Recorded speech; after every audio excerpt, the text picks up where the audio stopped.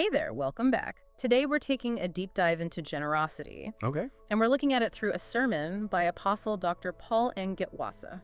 Interesting. Yeah, it was an international service, Wow. so, full of energy. And Gitwaza was talking about Proverbs 11.25, Uh-huh. which talks about how a generous soul is made fat. Okay. And he connects this idea to material wealth, Uh.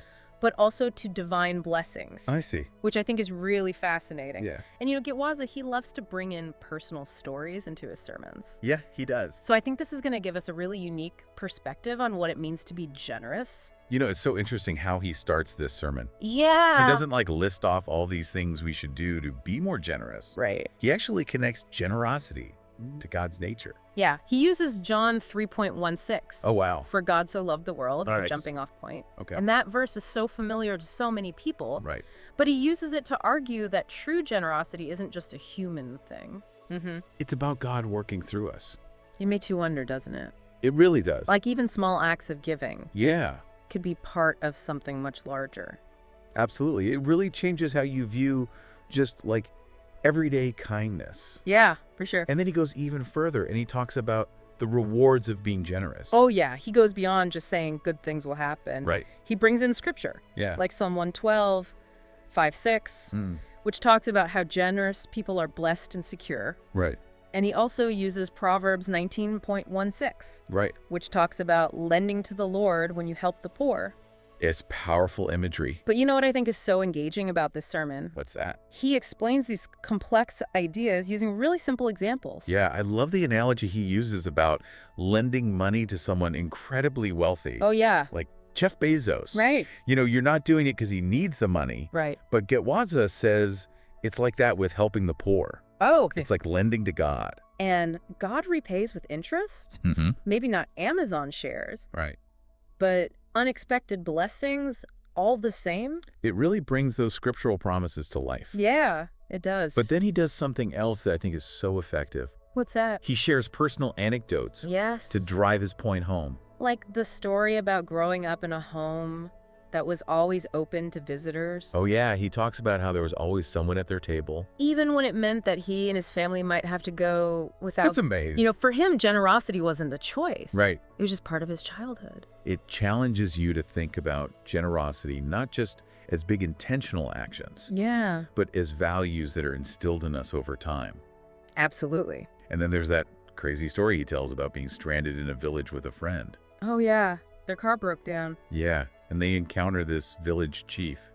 Who at first threatens them. It's pretty intense. It is. But what's so fascinating is how he connects his survival to the generosity his parents instilled in him. Right.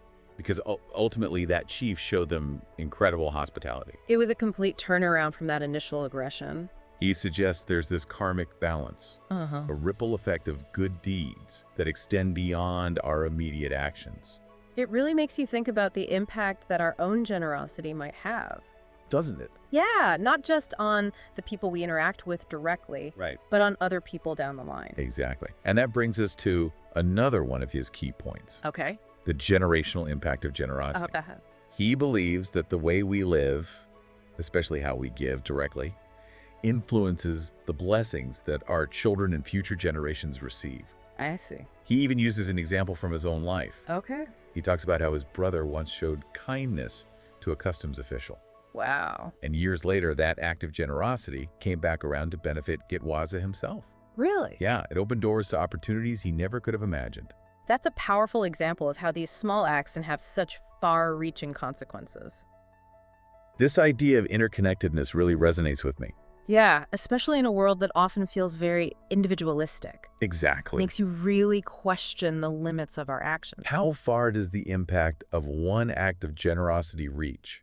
It's a big question. But then he throws in something really intriguing. Okay, what's that? The giving rule Okay. from Luke 6.38. What's that say? It says that the measure you use to give is the measure you'll receive back. Oh, wow. And he uses this really memorable visual of people giving water in different size containers. Okay. It's like if someone wants a sip of water and you give them a thimbleful Right. versus a whole pitcher. I get it. He's saying the same applies to all forms of generosity. Not just money. Right. It's almost like a cosmic boomerang. Exactly what you put out comes back to you. I like that. But then he expands on the definition of generosity beyond just money. Interesting, how so? He talks about kindness, Okay. love and peace. These are all generosity, too. I see. He even brings in this parable about a man who's always praying for his enemy to fail. Wow. He's totally consumed by envy. Yeah. But then he has this realization, What's that? if his enemy loses everything, Right. who's going to buy his goods? It's such a clever way to illustrate the unexpected benefits of generosity. It really is. It's like when we celebrate others' successes, yeah. we're not just being nice. Right. We're actually contributing to a more prosperous environment for everyone, Exactly. including ourselves. And Gitwaza doesn't shy away from the idea that generosity can be a path to prosperity. Interesting. He uses Isaiah 32.8. Uh-huh. It talks about the noble person making noble plans. Right. And he ties this to financial success.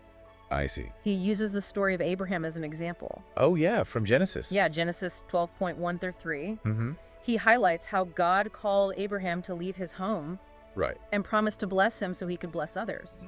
It's like sometimes people view generosity as this totally selfless act, which it is, Uh-huh. but Gitwaza is saying it's not necessarily at odds with personal success. Yeah, it's not an either situation. Right. God blesses us so we can uplift others. Creating a cycle of abundance. Exactly. And then he brings in this amazing story about John Paul Mitchell, Oh, wow. the entrepreneur behind John Paul Mitchell Systems I know him. and Patron Tequila. Wow. Now, this guy started from nothing. Really? Yeah, he was selling Christmas cards and newspapers as a kid Wow. to support his family. That's amazing. A classic rags to riches story. Yeah. But Gitwaza uses it to illustrate how God rewards those who strive for success but also have a generous heart. I love that. What's so compelling about all these stories Yeah. is they demonstrate that generosity isn't just about these huge gestures Right. or like donating tons of money. It's those everyday things, too. It is. Like holding the door for someone. Yeah. Or offering a listening ear. Sharing your talents. all expressions of generosity. That can have a ripple effect. And his message challenges us to think about how we can do these things every day. To make it a part of who we are. He even asks, what act of generosity, big or small, can you do today? It's a call to action. It is. He wants us to be intentional about generosity. Yeah, not just a one-time thing. Right. Make it a way of life. What I find so inspiring about his approach Yeah, is he doesn't just focus on the how of generosity. I agree. He focuses on the why. Yeah, it's not about checking things off a list Right. or feeling good about ourselves. It's about something bigger, It is. something deeper. It's like he's saying generosity isn't just about what we do. Right. It's about who we are. At our core. And when we embrace that, Yeah. we open ourselves up to a whole new level of fulfillment. And abundance. I think so. You know, I've definitely experienced that in my own life. Really? I remember this one time I was going through a really rough patch. Uh-huh. Money was tight. I was feeling down. I've been there. A friend of mine knew what was going on, Yeah. invited me over for dinner a few times a week. Oh, that's nice. It wasn't anything fancy, Right. but just having a home-cooked meal, Yeah. someone to talk to, It makes a difference. it made all the difference. That's true. And I realized that generosity isn't about these big gestures. Right. It's about showing up for people in whatever way you can, Absolutely. Even when we're struggling. even when you're struggling. That's a beautiful example. Thanks. It really speaks to the power of generosity Yeah. for both the giver and the receiver. It's about connection, Yeah. community. Reminding each other that we're not alone. Yeah. And it reminds me of that idea of divine blessings that Gitwaza talks about. Yeah. It's not always about material wealth, Right. although it can be a part of it. It's about those moments of grace, Yeah. unexpected blessings. Right when we need them most. Like in that story about the village chief. He couldn't have predicted his family's generosity would lead to his safety. But it did. Like there was something else going on. Divine intervention. Yeah, that ripple effect of good deeds. Coming back around. Exactly. It makes you wonder if there's a deeper order to things. It really does. A karmic balance that rewards generosity. Even if we don't fully understand how it works, Right? Gitwaza encourages us to trust that when we give freely, Yeah. we open ourselves up to receiving blessings in ways we can't imagine. And those blessings might not come from the people we help directly. Right. It could be a chance encounter. Yeah. a new opportunity, Or even just a sense of purpose. a renewed sense of joy. Yeah. It's a reminder that generosity is an investment, It is. not just in others, Right. but in ourselves. And the returns can be greater than we can imagine. So much greater. So as we wrap up this deep dive Yeah. on Gitwaza's sermon on generosity. We're left with that question. That's right. What act of generosity Big or small. can you undertake today? It's a challenge to put this into practice. To make it a part of our lives. I mean, who knows? Yeah. Maybe we'll make the world a little brighter. And open ourselves up to those unexpected blessings. I think so. I think so too.